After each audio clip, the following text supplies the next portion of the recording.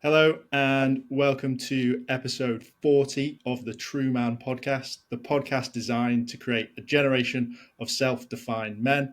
Today, I'm joined by an international guest, Martin Pelders. Martin, thank you so much for being with me today. How are you?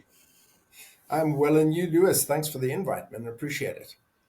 Yeah, I'm really looking forward to this one. It's going to be going to put a bit of a trigger warning on this episode because Yeah, you better. there's there's a bit of a darker subject, but I think a really important subject nonetheless. But Yeah. Martin, before we get into all of that thing, I like to start the podcast with my favourite question. In your own words, Yes. Martin, what makes you a man? I think in large part it's that I'm not afraid to deal with my crap. Just to put it simple. Yeah. So realize that I'm not invincible, that I'm not a Superman, that I'm not a superhero, and find those parts of me that are not conducive to being a great person and sort them out. That's it, simple. Lovely. Great answer. So, Martin, why don't you intro a little bit about who you are and what it is that you do for the listeners? Great. So, firstly, well, public speaker, activist for male issues.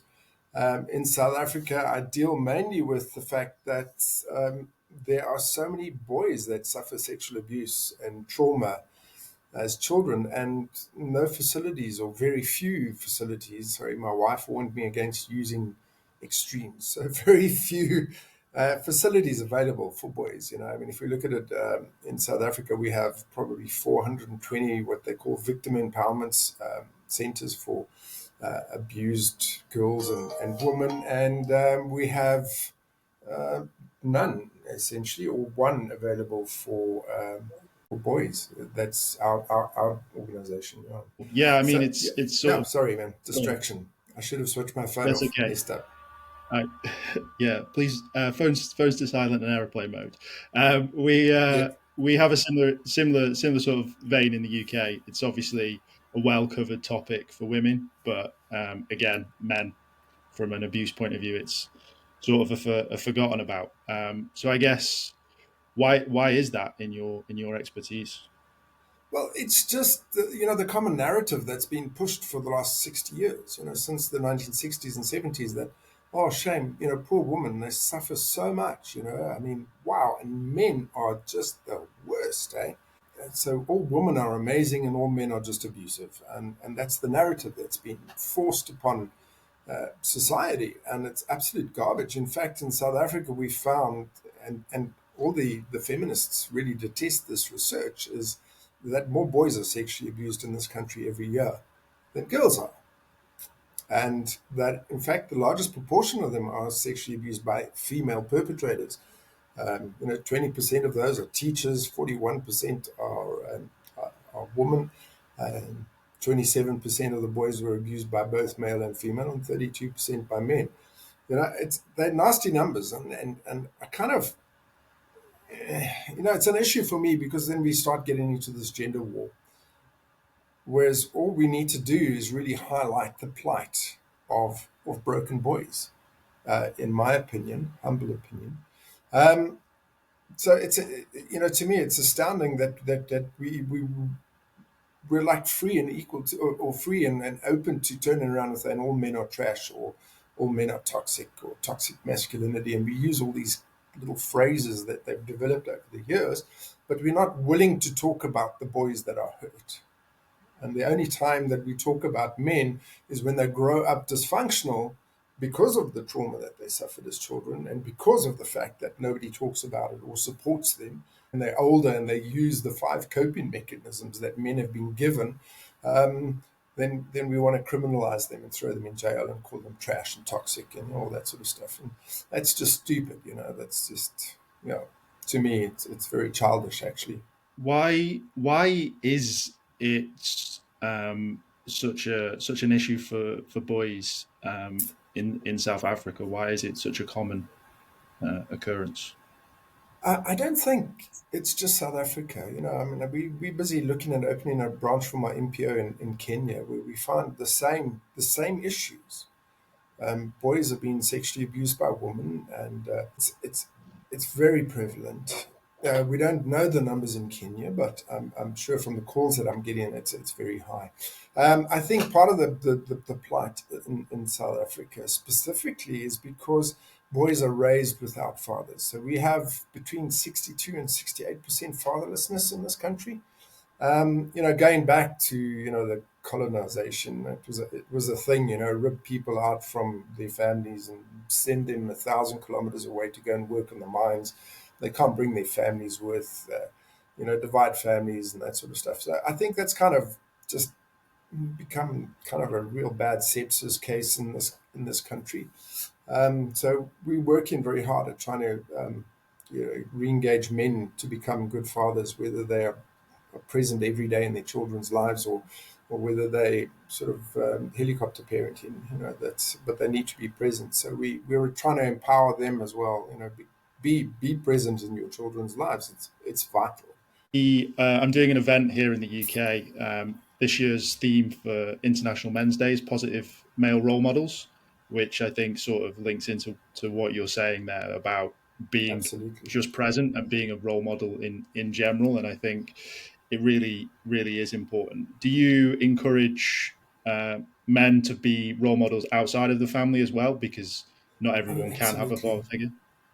Well, I mean, if we just do like a broad sort of construct on what masculinity is. Sorry, I couldn't think of the word. Definition. That's the one. Get a broad definition of masculinity, and to me, men are masculine, so they're powerful.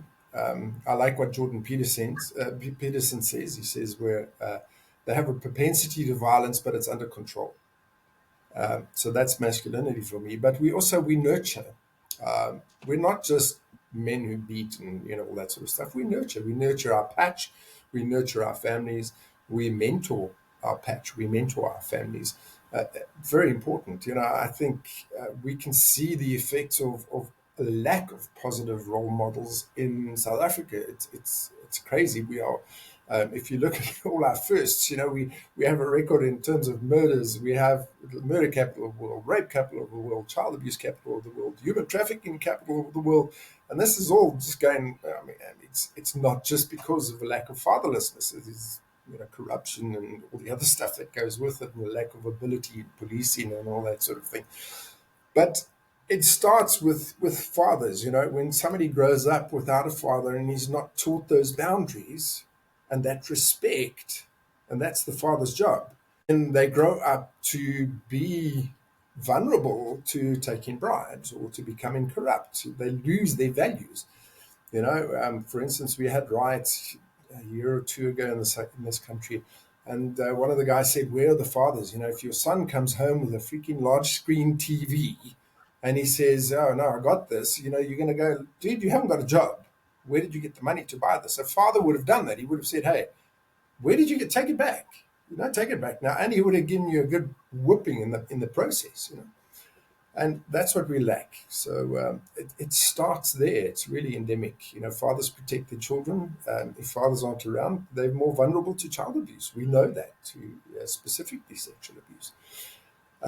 So again, I mean, it kind of all boils down to that. The fact that fathers need to be present, but not only in their children's lives, in their neighbors' lives as well. So that father needs to be there, watching the neighborhood, going, "Hey, what are you doing to your son? Or what are you doing here? Why are you beating your child in the street? Or why are you doing this? Why are you doing that?"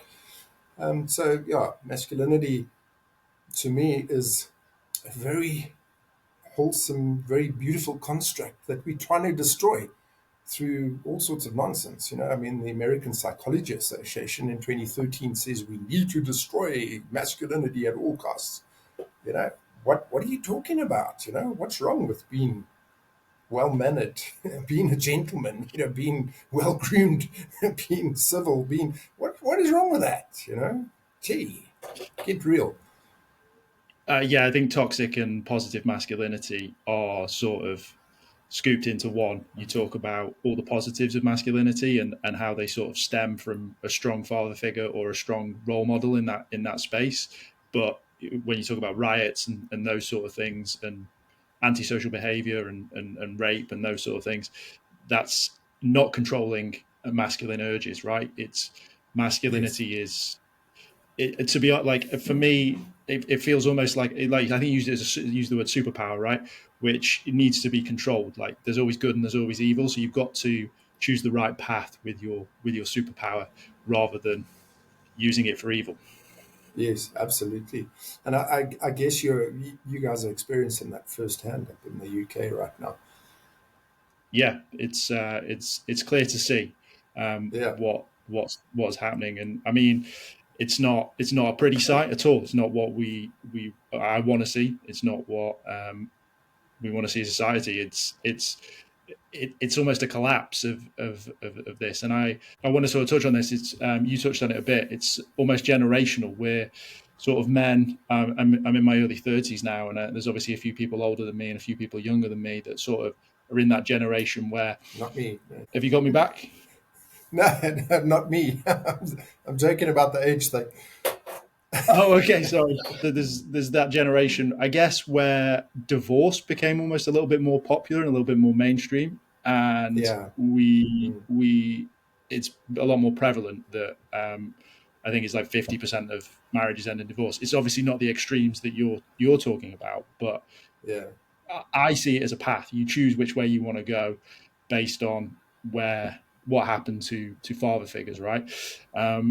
Whether they used helicopter parenting, which is obviously like still being present and coming in and out, but a lot of adults, males of my generation, have gone through divorce and maybe not had a father figure, and we're seeing essentially a small collapse in our society in the form of rioting against people of similarities that want just the best for their life as well, which is Yeah. sort of interesting take on it. It's sad in that, we kind of rising up against people who are different to us, but essentially, if you break it down, we're all the same.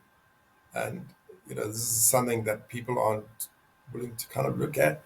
And I mean, we were raised in, I mean, I'm fairly young, you know. So I was raised in like full on apartheid South Africa. It was a thing, But when I first started my MPO 13 years ago, one of the first guys I counseled was a young black guy from one of the from Soweto, one of the townships as we call them.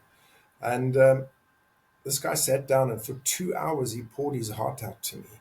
Just like didn't know me from a bar of soap. He just needed a space where he felt safe enough to be able to talk about all the things that happened to him. And the weirdest thing is that, like, towards the end of it, I actually sort of started laughing uncontrollably. And he looked at me, he was like most offended. Of course, I mean, you just poured out your deepest pain, and this guy laughs at you. But I said to him, I'm not laughing at you. I'm laughing at the fact that your life and my life were the same.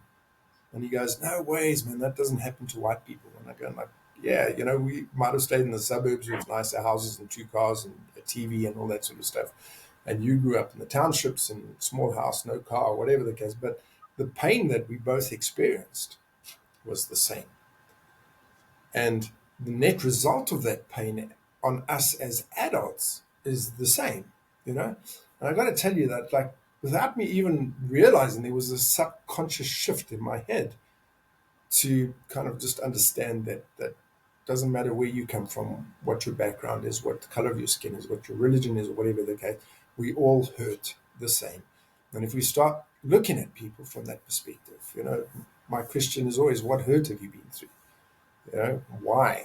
Why have you turned out to be such an exemplary person in life? What is it that hurt you? What caused this kind of disconnect in your life? Because I've never met a 5-year-old that goes, when I grow up, I want to run around town and break windows and steal televisions and riot and burn buses.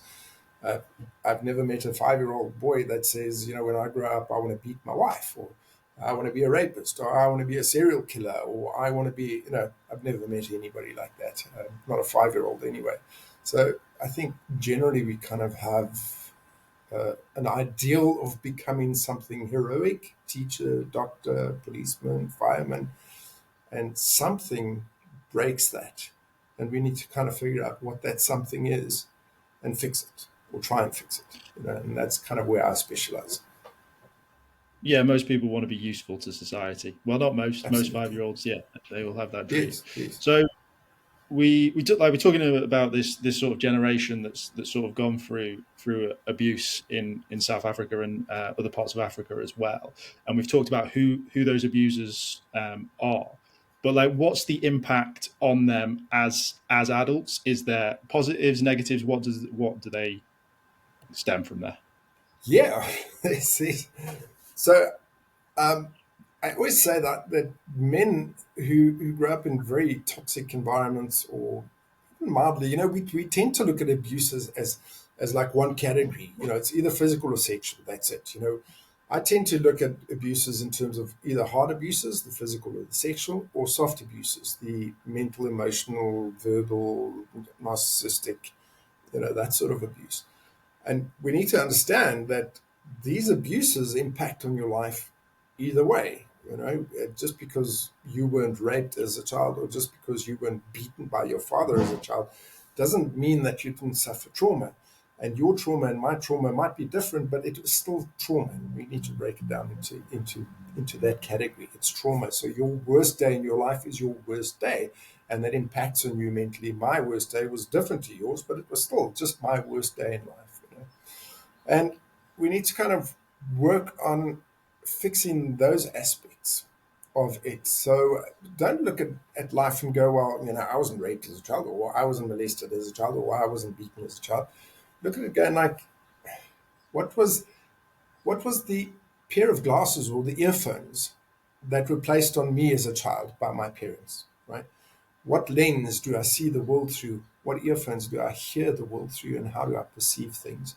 And that quite often would lead to you understanding that, well, my life is a little dysfunctional here because I'm afraid of success, or I have a very low self-esteem because I grew up in a home where I wasn't heard.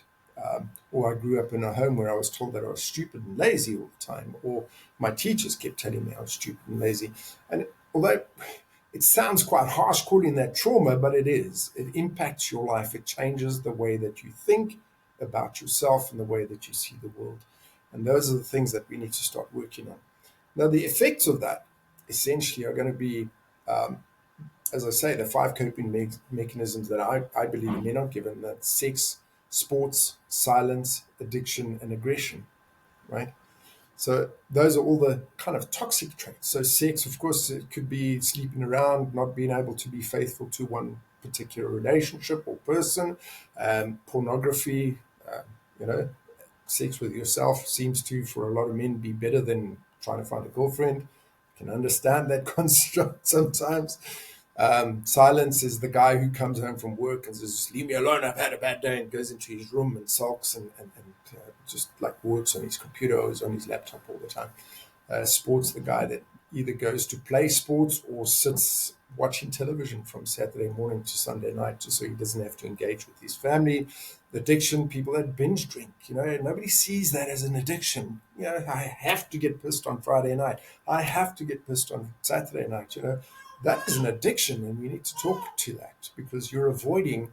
So you're great at work, but then you're avoiding time with family because you need to get slammed. So addictions also food, overeating, spending 6 hours a day in the gym, that sort of stuff. So addiction is a huge bracket that we need to look at. And then, of course, the aggression, the anger that so many men have because they're not heard, because they're being told constantly that there's something wrong with them. We need to understand that for every man, masculinity is his very core. Feminism, it's not their core. They have other things that they can deal with. Feminism is just being a nice lady, and the masculinity for us, that's our very core, that's our being. And that's been attacked constantly. So we suppress and suppress and suppress, and that unfortunately comes out in anger. And we need to learn different ways of dealing with that. We need to learn how to express those things emotionally. So without our fists, we can talk about things like that. We can get support from other men. Quite often, it's like, oh, don't be such a baby, grow up, or something, And it's like these typical things. And everybody goes, no, don't say that, but we do. Come on, let's be honest, Today, you're still ridiculed for having a different sexual preference. that's not it. I've met some men who are homosexual and more masculine than a lot of people that I know. So yeah, so let's not go there. Um, so those are the negatives that come out of it. Some of the positives that come out of it, I find that a lot of the guys I help are not clinically ADHD, but they have traits of ADHD. And if you learn to harness those traits, it can be a superpower. A lot of survivors grow up to be good empaths. The problem is it's negative until you fix it, and then it becomes a positive. There's nothing. The name of my nonprofit is called MatrixMen, and everybody thinks it's the Keanu Reeves thing, dodging the bullets and all that sort of stuff. It's not that. It's not. There are three different matrix. There's the medical matrix, would be the pericardium, the womb. Okay, so the bag around the heart that encloses the heart, the womb that encloses the baby. There's the mathematical matrix, which you see in the movie, right? All the numbers cascading down.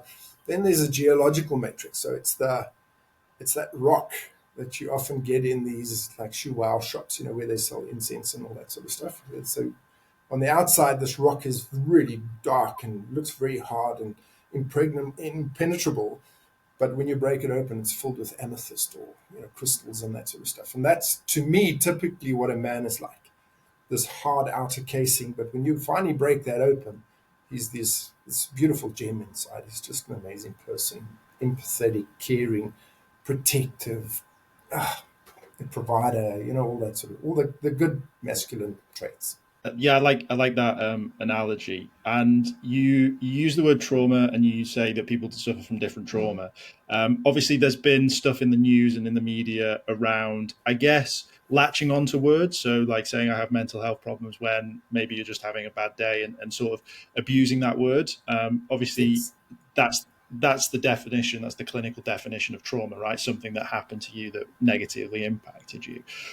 Yes. Where and how do you create self-awareness on that to start making a change? Well, of course, I use my story. I believe in stories, man. It's vital that people get open and honest and start telling their stories, because that encourages other people to start dealing with their issues. For me, it was 15 years ago. I tuned into the Oprah Winfrey show, and there was Tyler Perry and 200 other men talking about the trauma that they'd suffered through as children, and made me think, and I immediately from that point onwards started doing a lot of research into male survivors and how sexual abuse impacts adult men. And I did a lot of homework, and it was a painful 6, 7 months of recovery on my own. There weren't psychologists or psychiatrists that dealt with this sort of thing in South Africa. And I essentially online just managed to muddle my way through it, learning as much as I possibly could. I think we need to be open to that, and we need to be open to talking about the things that we've been through as men, as child men, as adult men, and saying, like, how many guys are in abusive relationships right now? They just never talk about it. I know I was one of those guys. So the net effect of growing up in a traumatic household, I hear this thing often, and it's so true, right? That you will date your most dominant parent, right? And for me, that was my mother. She was a crazy narcissist. She was all about her, everything to make her look good. And I eventually married a woman who was exactly like my mother, and I was like, what the hell, and eventually you get to a point where you wake up every morning going like, I'd rather be dead. Why am I still here? So you're in a deep depression because you've been told on a constant basis that you're not good enough, that you don't measure up. And then it started getting physical. And I stayed quiet about it. I didn't say anything. It was like my secret. And I think we need to get to that point. And we're lucky these days in terms of social media and podcasts and videos and all that sort of stuff that we can talk about these things, that we can raise awareness about these things. That the next step is to create safe spaces where men can actually meet together and start talking about these things with each other, and feel safe and included and not vulnerable, or allowing themselves to be vulnerable, knowing that it's not going to move outside of this sphere. It's I can talk to these guys, and I'm safe to do so here. And we can like give experiences, not advice, just share our experiences on how we dealt with things. And hopefully you find similarity with somebody else's story and begin a healing process. That's the one reason I started this podcast, was to share stories and see similarities. One thing that I found with my battle was that I wanted to do it on my own. I didn't really seek therapy. I didn't seek counseling. I decided, I looked myself in the mirror and I'm going to solve this situation on my own. And I always use this example. Like if a man fixes something, he may have looked on several forums, rang his dad, rang his mate, but when the wife, the girlfriend, the friend goes, "Oh, you fixed that," the answer will be yes. They did it themselves. They don't want to Yeah. share in the glory, but they try and find solutions elsewhere. So that's why I started this podcast. Was the more stories I can share, hopefully people can find similarities. Do you find as men though we try to fix problems? So when we go to speak, someone say I unloaded on you, your instant response would be to try and fix that problem for me. Yeah, we do that with our wives, right? And that's why they get angry. So when you were asking the question, I was like, when I go and speak, men don't come up to me afterwards and say, "Hey, I want to fix this thing." They try to avoid it for as long as they possibly can. The problem is that I've planted the seed and I've kind of raised awareness about that, and it's going to grow in your head.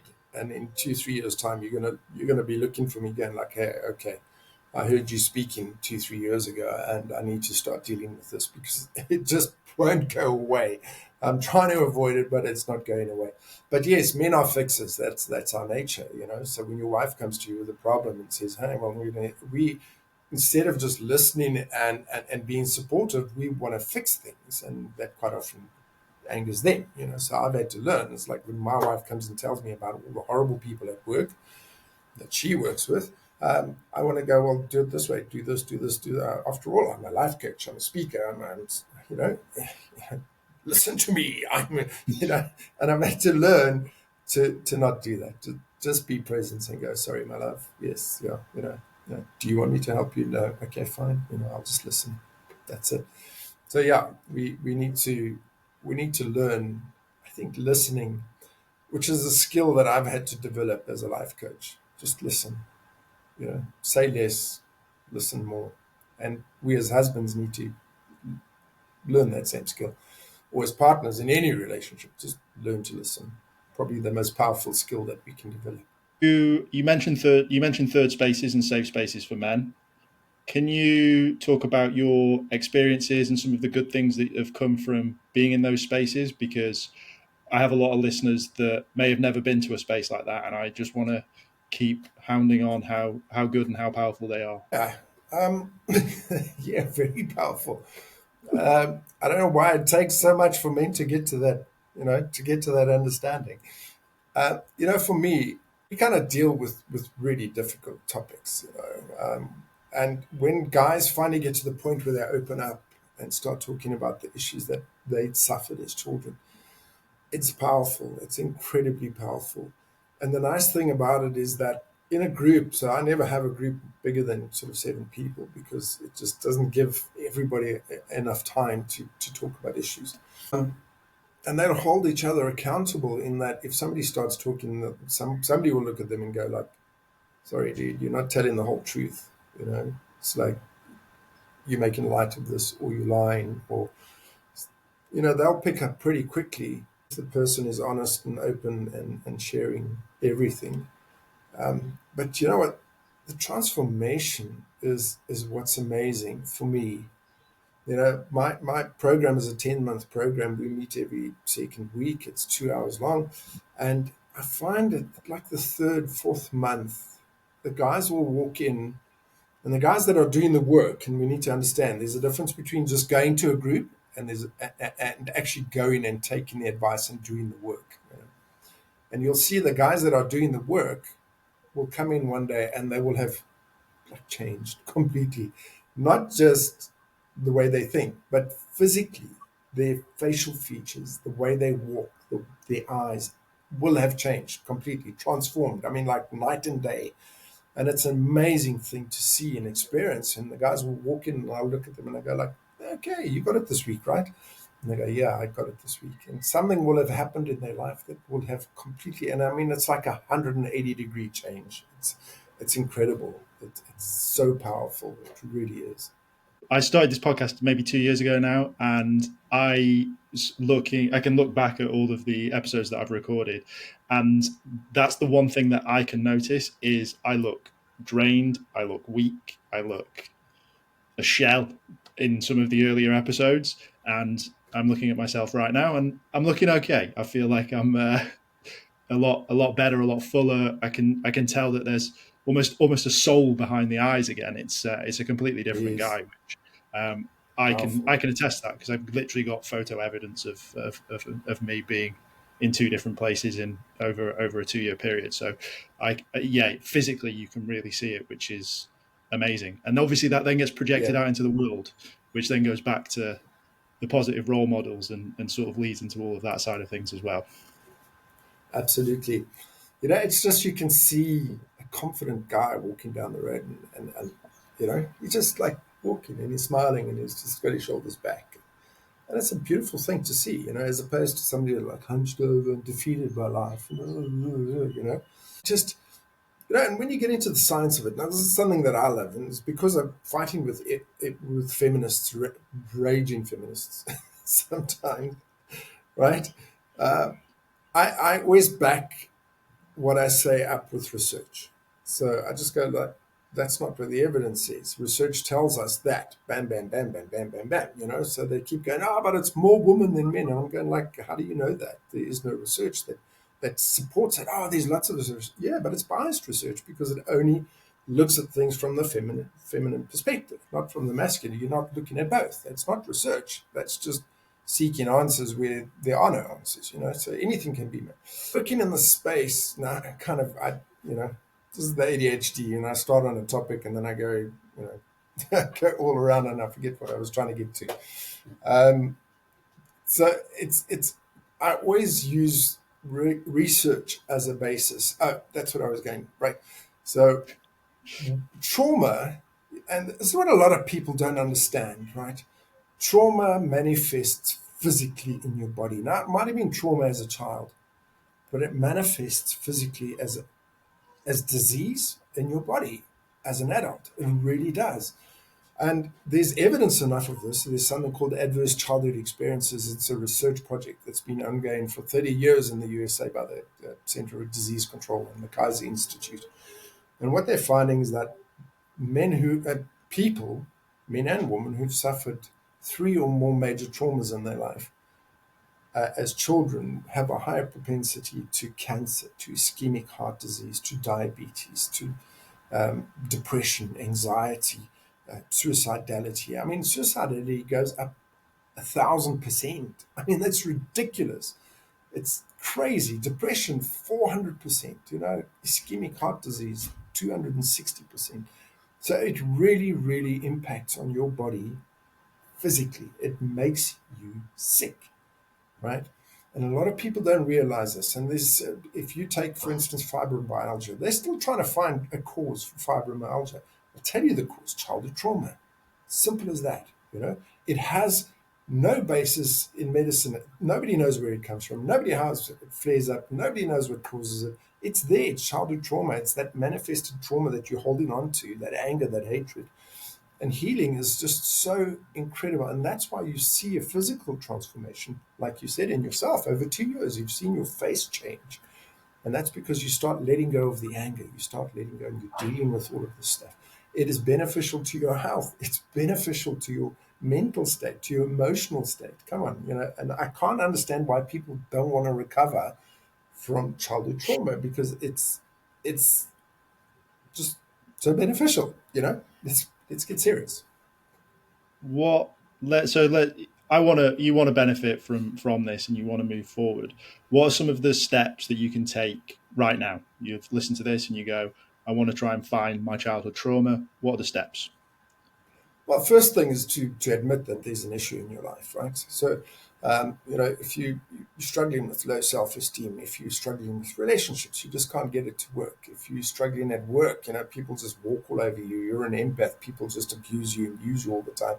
These are some of the signs of you struggling with addiction, and there's one simple cause for addiction, any addiction. I'm sorry. It's called childhood trauma. And if you don't want to deal with the childhood trauma, just simply stopping using the drugs is not going to change your life. You need to deal with the cause. Addiction is a medication that people use to deal, to hide a pain, to medicate a pain. And we need to look at that and start dealing with the pain, not the addiction. And this is, so many programs that just deal with the addiction. Stop using and your life will improve. Oh, crap. That doesn't happen. So we need to sit down and assess our lives and go, okay, where am I failing? What am I? One of the simplest tools to measure how you feel about yourself is to look into your own eyes in a mirror deeply and go, hey, I love you. You're amazing. And see how your body reacts to that, right? Most of the people go like, ugh, no, I don't like myself. And so that's a good measure. So start from there. If you realize that there is something wrong, well, then take the step. Find a life coach. Find somebody that you can start talking to that can help you through the process, whether it be me or any other life coach that specializes in childhood trauma. Now, there's a lot of them coming up. Or you can do the work as you and I did in the beginning, just by yourself, muddle through. I mean, there's so many resources available online these days. It's not even funny. So financially you're constrained and you can't do it by getting a life coach, then do the homework online. Find these guys that talk about trauma and the impacts of trauma on your life and all that sort of thing. And just start doing it. Yeah. Just be bold enough to say, hey, I'm going to fix my life. Where there's a will, there's a way. The stopping the addiction thing always reminds me of a hyper successful triathlete by the name of Lionel Sanders, who is a Canadian who runs ultra long distance triathlons.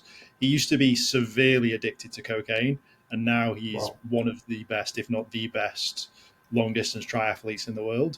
But if you ever watch any of his YouTube videos, he's constantly beating himself up. He's constantly doesn't feel that he's good enough. He doesn't feel that he's achieved what he wants to achieve in the sport. And like you saying what you're saying, I mean, I don't want to diagnose a guy over the internet, but it seems to me that there's maybe another issue that he might need to work on rather than cycling 180 miles every day. Wow, you got to be bored. What? I did that. It's like people don't realize. So my life started transforming when I was 42. I'm not going to say how old I am now, but it was a long time ago. And and to think that I lived in addiction from the age of 13 to the age of 42. I mean, what a bunch of wasted years. What a wasted life. I mean, that's like standing at the urinal of life and just pissing it all away. I mean, really. It's so sad, but everybody goes through their experiences for a reason. I mean, we all have our time where we realize that things aren't right and we start dealing with it. Right? So I stopped drinking, and then, of course, you're going to replace one addiction with another. So what was my next addiction? Pornography and cycling. And it was all there because I just didn't want to be at home. I didn't want to be around my ex and my daughter. I just didn't want to be there. So firstly, my ex was incredibly abusive, verbally, mentally, emotionally. And secondly, I was so afraid subconsciously that I would hurt my daughter because of what had happened to me as a child. You're avoiding. If you're out cycling 180 miles a day or whatever you're doing, you're avoiding, Find those things that you're avoiding. Rather, I mean, if you're avoiding, if you don't want to go home at night, well, then examine why. Is it because your partner is abusive? If they are, then deal with it. Start talking to somebody. Stop avoiding and start dealing. And it's easier said than done. So the action of stopping, chucking a bottle of whiskey, gin, brandy, whatever, down my throat every night, and I was the functional alcoholic, so I didn't drink during the day. But when I got home, I would drink until I passed out, which was essentially, towards the end, was a bottle a day. The act of actually giving up the bottle was probably the easiest decision I ever made, right? was simple. It was the fixing the mind and the trauma and all those things that caused me to drink that much. That was the difficult part. It really was. But again, that said, it was the most valuable process in my life. And I would not change it for anything. I was talking at a school and one of the girls came up to me and she said, if you could change your life, would you go back and change it? And I said, no, not really, because what happened to me throughout my life is what made me as a person today. And the truth is, for the first time in my X number of years, I actually can look in the mirror and go, hey, Martin, you're a nice guy and I actually love you. And that is powerful. That is really powerful. One of the things that I try and echo is that men should be more selfish. I think a lot of the things that you talk about are holding on to ideals and trying to keep things together and almost being that fixer.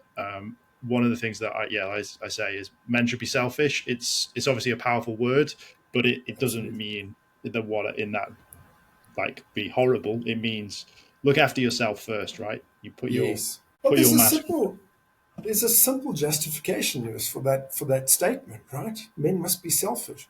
And when the guys come into my program, I always say to them, for the next year, you're going to be selfish. You're going to focus on you. And they go, yeah, but what about my family and children?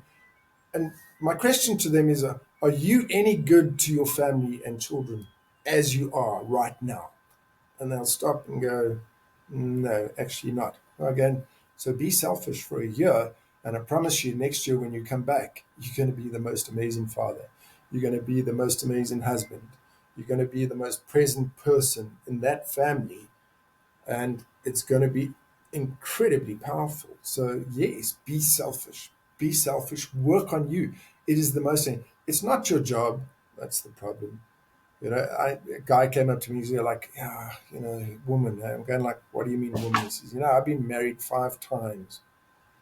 And, what's with these women? And I'm going, what the common denominator here is like you.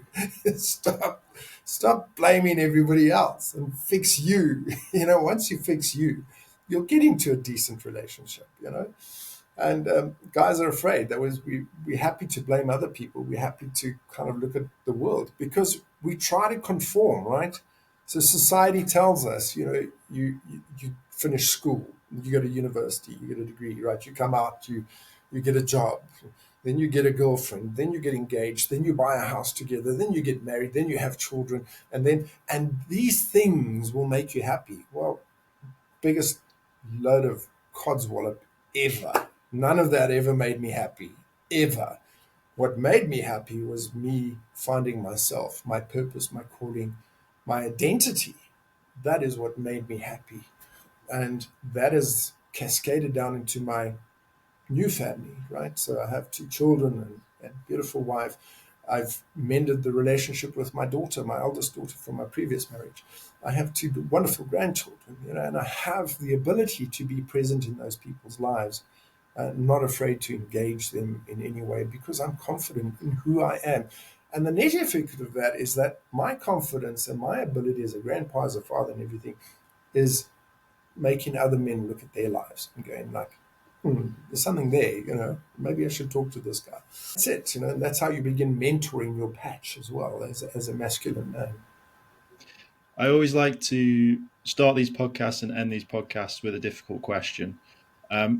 What do you think is missing in the men's space in regards to essentially what you do and mental health, well-being, and allowing for more masculinity?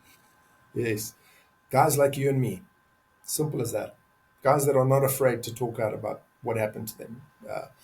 And I'm seeing, over the 13 years that I've been in the space, and I've seen a beautiful uprising of men going like, and we need to be careful here because they're men who grow up and blame still. So we advocate for men, but we still blame women. And I'm going like, no, we need to be in a space where we unite, where we bring together the male and the female. Let's face it, without a woman, I'm kind of lost. I like him being in a relationship, right? And without them, I'm going to kind of be pretty lonely and pretty messed up, I think. It's not that I have to have somebody in my life. It's just that I'm comfortable having somebody in my life. They don't complete me. They don't make me whole. I am whole as a person. They just make life a little bit nicer, or a lot nicer. So we need to be careful in that space. So we need more men standing up and saying, hey, come on, let's transform things, let's change things, let's build and develop masculinity. We don't have to redefine masculinity. Absolute rubbish.